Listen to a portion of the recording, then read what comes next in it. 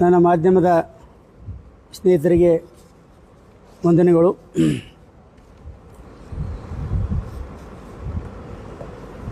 ಮಾಹಿತಿ ಹಕ್ಕು ಕಾಯ್ದೆ ಕುರಿತಂತೆ ಸಾರ್ವಜನಿಕ ಮಾಹಿತಿ ಅಧಿಕಾರಿಗಳಿಗೆ ಇವತ್ತು ರಾಯಚೂರಿನಲ್ಲಿ ಕಾರ್ಯಾಗಾರವನ್ನು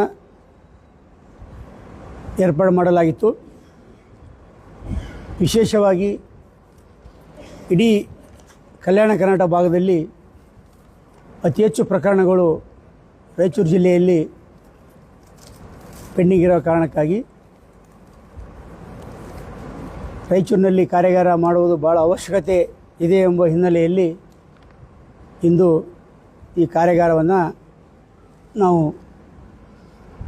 ಹಮ್ಮಿಕೊಂಡಿದ್ದೀವಿ. ಮಾಹಿತಿಯ ಕೊರತೆಯಿಂದಾಗಿ ಸಾಕಷ್ಟು ಸಾರ್ವಜನಿಕ ಮಾಹಿತಿ ಅಧಿಕಾರಿಗಳು ಸಕಾಲಕ್ಕೆ ಮಾಹಿತಿಯನ್ನು ಕೊಡದೇ ಇರುವುದು ನಾನು ಕಳೆದ 6 ತಿಂಗಳಿಂದ ವಿಚಾರಣೆ ಸಂದರ್ಭದಲ್ಲಿ ಕಂಡುಬಂದಂಥ ಅಂಶಗಳನ್ನು ಗಮನದಲ್ಲಿಟ್ಟುಕೊಂಡು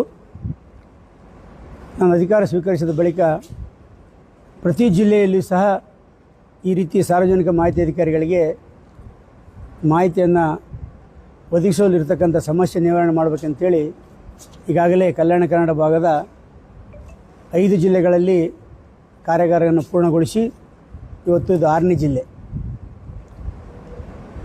ಕೆಲವು ಜನ ಅಧಿಕಾರಿಗಳಿಗೆ ನಿರ್ಲಕ್ಷ್ಯ,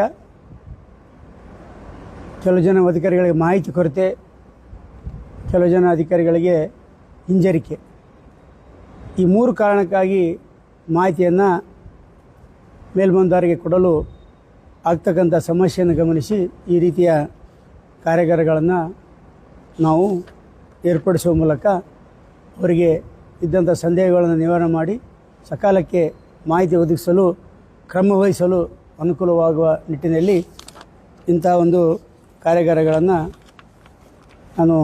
ನಾವು ಹಮ್ಮಿಕೊಂಡಿದ್ದೇವೆ. ಈಗಾಗಲೇ ನಾನು ಉದ್ಘಾಟನಾ ಭಾಷಣದಲ್ಲಿ ನೀಡಿದಂಥ ವಿವರಣೆಗಳನ್ನು ಮತ್ತೊಮ್ಮೆ ಪುನರಪಿ ಮಾಡಲು ಬಯಸುವುದಿಲ್ಲ. ಮಾಹಿತಿ ಹಕ್ಕು ಕಾಯ್ದೆ ಒಂದು ನಾಗರಿಕರನ್ನು ಸಬಲೀಕರಣಗೊಳಿಸ್ತಕ್ಕಂಥ ಮಹತ್ವವಾದಂಥ ಕಾಯ್ದೆ. ಆಡಳಿತದಲ್ಲಿ ಪಾರದರ್ಶಕತೆ, ದಕ್ಷತೆ ಮತ್ತು ಉತ್ತರದಾಯಿತ್ವವನ್ನು ತಂದುಕೊಡತಕ್ಕಂಥ ಕಾಯ್ದೆಯಾಗಿದ್ದು ಇದು ಒಬ್ಬ ಜನಸಾಮಾನ್ಯನ ಒಂದು ಪರಮಾಧಿಕಾರ ಅಂತೇಳಿ ಭಾವಿಸ್ಬೋದು. ಯಾವುದೇ ಸಾರ್ವಜನಿಕ ಪ್ರಾಧಿಕಾರದ ಮುಂದೆ ಒಬ್ಬ ಅರ್ಜಿದಾರ ತನಗೆ ಬೇಕಾದಂಥ ಮಾಹಿತಿಯನ್ನು ನಿಗದಿತ ಪ್ರಮಾಣದ ಶುಲ್ಕ ಪಡೆದು ಒಂದೊಂದು ಪಾವತಿ ಮಾಡಿ ಮಾಹಿತಿಯನ್ನು ಪಡ್ತಕ್ಕಂಥ ಅಧಿಕಾರ ಈ ಕಾಯ್ದೆ ವ್ಯಾಪ್ತಿಯಲ್ಲಿ ಇದೆ. ಅದರ ವಿವರಣೆಗಳನ್ನು ಬೇಕಾದರೆ ಹೇಳ್ತೀನಿ. ಸಾರ್ವಜನಿಕ ಪ್ರಾಧಿಕಾರದ ಮುಂದೆ ಮೇಲ್ಮಂದಾರ ಅರ್ಜಿ ಸಲ್ಲಿಸಿದ 30 ದಿನದೊಳಗಾಗಿ ಅರ್ಜಿದಾರನಿಗೆ ಸಾರ್ವಜನಿಕ ಮಾಹಿತಿ ಅಧಿಕಾರಿ ಮಾಹಿತಿ ಒದಗಿಸಬೇಕು. ಅವರು 30 ದಿವಸದಲ್ಲಿ ಒದಗಿಸದಿದ್ದರೆ ಆ ಮೇಲ್ಮನದಾರ ಅವರ ಮೇಲ್ಮನೆ ಪ್ರಾಧಿಕಾರಕ್ಕೆ ಅರ್ಜಿಯನ್ನು ಸಲ್ಲಿಸಬೇಕು. ಅವರು 45 ದಿನದಲ್ಲಿ ಆ ಅರ್ಜಿದಾರನಿಗೆ ಮಾಹಿತಿಯನ್ನು ಒದಗಿಸಬೇಕು. ಅವರು 45 ದಿನದಲ್ಲಿ ಮಾಹಿತಿ ಒದಗಿಸದಿದ್ದರೆ 90 ದಿನದ ಒಳಗಾಗಿ ಆ ಮೇಲ್ಮನೆದಾರ ನಮ್ಮ ದ್ವಿತೀಯ ಮೇಲ್ಮನೆ ಪ್ರಾಧಿಕಾರ ಅಂದರೆ ಮಾಹಿತಿ ಆಯೋಗದ ಮುಂದೆ ಅರ್ಜಿಯನ್ನು ಸಲ್ಲಿಸಬೇಕು. ಆಗ ನಾವು ಅಂಥ ಅರ್ಜಿಯನ್ನು ನೋಂದಣಿ ಮಾಡಿಕೊಂಡು ವಿಚಾರಣೆ ನಡೆಸಿ ಆ ಮೇಲ್ಮನೆದಾರರಿಗೆ ಮಾಹಿತಿ ಒದಗಿಸಬೇಕಂತ ಆದ್ಯ ಕರ್ತವ್ಯ ಆಯೋಗದ್ದು. ವಿಚಾರಣೆ ಸಂದರ್ಭದಲ್ಲಿ ಆ ಮೇಲ್ಮನೆ ಪ್ರಾಧಿಕಾರಕ್ಕೆ ಬಂದ ಸಂದರ್ಭದಲ್ಲಿ ಸಾರ್ವಜನಿಕ ಮಾಹಿತಿ ಅಧಿಕಾರಿ ನಾವು ಅವರಿಗೆ 1 ಅವಕಾಶ, 2 ಅವಕಾಶ, 3 ಅವಕಾಶ ಕೊಡ್ತೀವಿ. 1 ಅವಕಾಶದಲ್ಲಿ ನಿಗದಿಪಡಿಸಿದ ದಿನಾಂಕದೊಳಗೆ ಮಾಹಿತಿ ಕೊಡುವಂತೆ ಸೂಚನೆ ಕೊಡ್ತೀವಿ. 2ನೇ ವಿಚಾರಣೆ ಒಳಗಾಗಿ ಅವರು ಮಾಹಿತಿ ಕೊಡದಿದ್ದರೆ ಅವರಿಗೆ ಸೆಕ್ಷನ್ 18(3) ನಡಿ ಸೂಚನೆ ಕೊಡ್ತೀವಿ. 2ನೇ ಬಾರಿ ಕೊಡಲಿಲ್ಲ ಅಂದರೆ ಸೆಕ್ಷನ್ 20(1) ಅವರಿಗೆ ಎಚ್ಚರಿಕೆ 25,000 ಯಾಕೆ ದಂಡ ವಿಧಿಸಬಾರ್ದು ಅಂತೇಳಿ ನಾವು ಎಚ್ಚರಿಕೆ ಕೊಡ್ತೀವಿ. 3ನೇ ಬಾರಿ ಸಹ ಮಾಹಿತಿ ಕೊಡದೆ ವಿಚಾರಣೆ ಗೈರಾದಲ್ಲಿ ಅಂಥ ಸಾರ್ವಜನಿಕ ಮಾಹಿತಿ ಅಧಿಕಾರಿಗೆ ಪ್ರತಿದಿನಕ್ಕೆ 250 ರೂಪಾಯಿ ಗರಿಷ್ಠ 25,000 ರೂಪಾಯಿಯನ್ನು ದಂಡ ವಿಧಿಸುವಂಥ ಅಧಿಕಾರ ಆಯೋಗಕ್ಕಿದೆ. ಆ ರೀತಿ ಆಯೋಗ ತನ್ನ ದಂಡ ವಿಧಿಸುವ ಕಾರ್ಯ ಮಾಡ್ತದೆ. ಜೊತೆಗೆ ಮೇಲ್ಮನೆ ಪ್ರಾಧಿಕಾರ ಸಹ ನಿರ್ದೇಶನ ಕೊಟ್ಟಿರುತ್ತದೆ. ಸಾರ್ವಜನಿಕ ಮಾಹಿತಿ ಅಧಿಕಾರಿ ಮಾಹಿತಿ ಕೊಡುವಲ್ಲಿ ನಿರ್ಲಕ್ಷ್ಯ ವಹಿಸಿದ್ದಾನೆ, ಅವರಿಗೆ ದಂಡ ವಿಧಿಸಿದಂಥ ದಂಡ ವಸೂಲಿ ಮಾಡಬೇಕು ಮತ್ತು ಮಾಹಿತಿ ಕೊಡಲು ಕ್ರಮ ವಹಿಸಬೇಕಂತೇಳಿ ಪ್ರಥಮ ಮೇಲ್ಮನೆ ಪ್ರಾಧಿಕಾರ ಏನಿರ್ತಾರೆ ಅವರಿಗೆ ನಾವು ಸೆಕ್ಷನ್ 20/2ನಲ್ಲಿ ಕೊಡ್ತೀವಿ. ಸೆಕ್ಷನ್ 20/2 ಅಂತಂದರೆ ಅವರು ನಮ್ಮ ಆಯೋಗ ಆದೇಶನ ಪಾಲನೆ ಮಾಡಲಿ ಅಂದರೆ ಅವರನ್ನು ನಾಗರಿಕ ಸಿವಿಲ್ ಸಂಹಿತೆ ನಿಯಮಗಳು ಅಂದರೆ ಶಿಸ್ತು ಕ್ರಮಕ್ಕೆ ಶಿಫಾರಸು ಮಾಡುತ್ತೀವಿ ನಾವು ಅವರಿಗೆ. ಅವರು ನಮ್ಮ ಆದೇಶನ ಪಾಲನೆ ಮಾಡಲಿಲ್ಲ ಅಂದರೆ ಅವರ ವಿರುದ್ಧ ಶಿಸ್ತು ಕ್ರಮಕ್ಕೆ ಅವರ ಮೇಲಾಧಿಕಾರಿಗಳಿಗೆ ಪ್ರಿನ್ಸಿಪಲ್ ಸೆಕ್ರೆಟರಿ ಆಗಿರ್ಬೋದು, ಸೆಕ್ರೆಟರಿಗಳಾಗಿರ್ಬೋದು, ಈ ಗ್ರಾಮ ಪಂಚಾಯತಿ ಮಟ್ಟದಲ್ಲಿದ್ದರೆ CO ಈ ರೀತಿ ನಾವು ಅವರಿಗೆ ಶಿಸ್ತು ಕ್ರಮಕ್ಕೆ ಶಿಫಾರಸು ಮಾಡ್ತೀವಿ. ಆ ರೀತಿ ಆಯೋಗದ ಕಾರ್ಯಚಟುವಟಿಕೆಗಳು ಮುಖ್ಯ ಉದ್ದೇಶ ಅವರಿಗೆ ಮಾಹಿತಿ ಕೊಡಲೇಬೇಕು. ದಂಡ ಹಾಕಿದರೆ ಇನ್ನು ದಂಡವನ್ನು ಅಂತ್ಯ ಅಲ್ಲ, ದಂಡವನ್ನು ಹಾಕ್ತೀವಿ ಮತ್ತು ಮಾಹಿತಿಯನ್ನು ಕೊಡಿಸ್ತಕ್ಕಂಥ ಕಾರ್ಯ ನಮ್ಮ ಆಯೋಗದ ಮುಖ್ಯ ಆದ್ಯ ಕರ್ತವ್ಯ ಆಗಿದೆ. ವಿಶೇಷವಾಗಿ ನಾನು ಅಧಿಕಾರ ಸ್ವೀಕರಿಸಿದ ಬಳಿಕ ನವಂಬರ್ 24, 2025ರಿಂದ ನಾನು ವಿಚಾರಣೆಯನ್ನು ನಮ್ಮ ಕಲಬುರಗಿ ಪೀಠದಲ್ಲಿ ಆರಂಭಿಸಿದ್ದು. ಅಲ್ಲಿಂದ ಇಲ್ಲಿವರೆಗೆ 116 ದಿನಗಳ ಕಾಲ ನನ್ನ ಕಾರ್ಯಕಲಾಪಗಳನ್ನು ನಡೆಸಿ 4186 ಪ್ರಕರಣಗಳನ್ನು ವಿಚಾರಣೆಗೆ ಕೈಗೆತ್ತಿಕೊಂಡು 1808 ಪ್ರಕರಣಗಳನ್ನು ವಿಲೇವಾರಿ ಮಾಡಿದ್ದೇನೆ. ಮತ್ತು ಈ ಅವಧಿಯಲ್ಲಿ 1808 ಪ್ರಕರಣಗಳು 116 ದಿನಗಳಲ್ಲಿ 1808 ಪ್ರಕರಣಗಳನ್ನು ವಿಲೇವಾರಿ ಮಾಡಿದ್ದೇನೆ.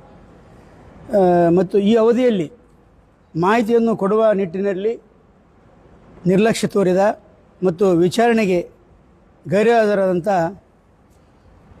ಜನರಿಗೆ ಮತ್ತು ಅಧಿಕಾರಿಗಳಿಗೆ 49 ಅಧಿಕಾರಿಗಳಿಗೆ 5,13,000 ರೂಪಾಯಿ ದಂಡವನ್ನು ವಿಧಿಸಿದ್ದೀನಿ.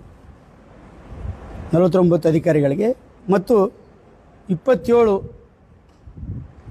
ಮೇಲ್ಮನವಿದಾರರಿಗೆ 58,000 ರೂಪಾಯಿ ಪರಿಹಾರವನ್ನು ಅವರ ನಷ್ಟ ಪರಿಹಾರವನ್ನು ಸಹ ಕೊಡಿಸಿದ್ವಿ. ಅವರು ಅಲೆದಾಡಕ್ಕೆ ಸಕಾಲಕ್ಕೆ ಮಾಹಿತಿ ನೀಡದ ಕಾರಣ ಮೇಲ್ಮನವಿದಾರರಿಗೆ ನಷ್ಟ ಪರಿಹಾರವಾಗಿ 58,000 ರೂಪಾಯಿ ಪರಿಹಾರ ಸಹ ಕೊಡಲು ಆದೇಶ ಮಾಡಲಾಗಿದೆ. ಏಪ್ರಿಲ್ ತಿಂಗಳಲ್ಲಿ ಅಂದರೆ ದಂಡ ಹಾಕಿದ ಮೇಲೆ ವಸೂಲಿ ಏಪ್ರಿಲ್ ತಿಂಗಳಲ್ಲಿ 30,000, ಮೇ ತಿಂಗಳಲ್ಲಿ 65,000 ಮತ್ತು ಜೂನ್ ತಿಂಗಳಲ್ಲಿ ಇಲ್ಲಿವರೆಗೆ 67,000 ರೂಪಾಯಿ ದಂಡವನ್ನು ಸಹ ನಾವು ರಿಕವರಿ ಮಾಡಿದ್ದೇವೆ. ಈ ನಮ್ಮ ಕಲಬುರಗಿ ಪೀಠದಲ್ಲಿ ಗಣನೀಯ ಪ್ರಮಾಣದಲ್ಲಿ ಪೆಂಡಿಂಗ್ ಇದ್ರೂ ವಿಚಾರಣೆಗಳನ್ನು ನಿರಂತರವಾಗಿ ನಡೆಸುವ ಮೂಲಕ ವಿಲೇವಾರಿ ಮಾಡುತ್ತಿದ್ದೇವೆ. ಆದರೂ ಅದು ವಿಚಾರಣೆಗಳು ವಿಲೇವಾರಿ ಆಗ್ತವೆ ಮತ್ತು ಕೇಸುಗಳು ಹೆಂಗೆ ಬರ್ತವೆ, ಜಮಾ ಆಗ್ತಿರ್ತವೆ. ಪ್ರಸ್ತುತ ನಮ್ಮ ಪೀಠದಲ್ಲಿ 7,308 ಅರ್ಜಿಗಳು ವಿಚಾರಣೆಗೆ ಬಾಕಿ ಇವೆ. ಅದರಲ್ಲಿ 7,308 ಬಾಕಿ ಇವೆ. ಇಡೀ ಕಲ್ಯಾಣ ಕರ್ನಾಟಕ ನಮ್ಮ ಪೀಠಿಗೆ ವ್ಯಾಪ್ತಿ ಬರ್ತಕ್ಕಂಥ ಇಡೀ ಕಲ್ಯಾಣ ಕರ್ನಾಟಕದಲ್ಲಿ. ಅದರಲ್ಲಿ ರಾಯಚೂರಿನಲ್ಲಿ 2,319, ಕಲಬುರಗಿಯಲ್ಲಿ 1,497, ಬಳ್ಳಾರಿಯಲ್ಲಿ 910, ಕೊಪ್ಪಳದಲ್ಲಿ 745 ಮತ್ತು ಯಾದಗಿರಿಯಲ್ಲಿ 682, ವಿಜಯನಗರದಲ್ಲಿ 672 ಮತ್ತು ಬೀದರ್ನಲ್ಲಿ 483 ಅರ್ಜಿಗಳು ವಿಚಾರಣೆಗೆ ಬಾಕಿ ಇವೆ. ಈ ಬಾಕಿ ಅರ್ಜಿಗಳನ್ನು ನಾವು ವಿಲೇ ಮಾಡಲು ಸಂಬಂಧ ಈಗಾಗಲೇ ಕ್ರಮ ವಹಿಸಿ ಸಂಬಂಧಪಟ್ಟ ಅರ್ಜಿದಾರರಿಗೆ ಹಾಗೂ ಮತ್ತು ಸಾರ್ವಜನಿಕ ಮಾಹಿತಿ ಅಧಿಕಾರಿಗಳಿಗೆ ಮಾಹಿತಿ ಒದಗಿಸುವ ನಿಟ್ಟಿನಲ್ಲಿ ನಾವು ನಿರ್ದೇಶನ ನೀಡಿ ಸಮನ್ಸ್ಗಳನ್ನು ಜಾರಿ ಮಾಡಿದ್ದೇವೆ. ವಿಶೇಷವಾಗಿ ಅಧಿಕಾರ ವಹಿಸಿಕೊಂಡಾಗ